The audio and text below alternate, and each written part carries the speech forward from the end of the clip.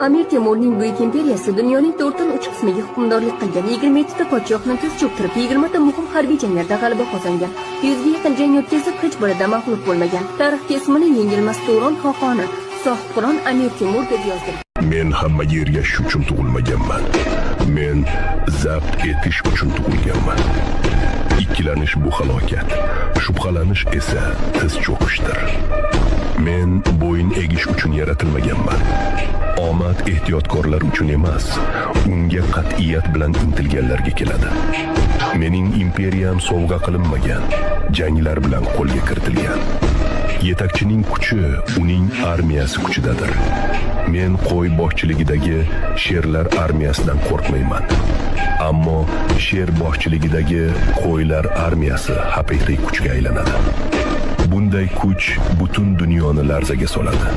Zaiflar tarix soyasida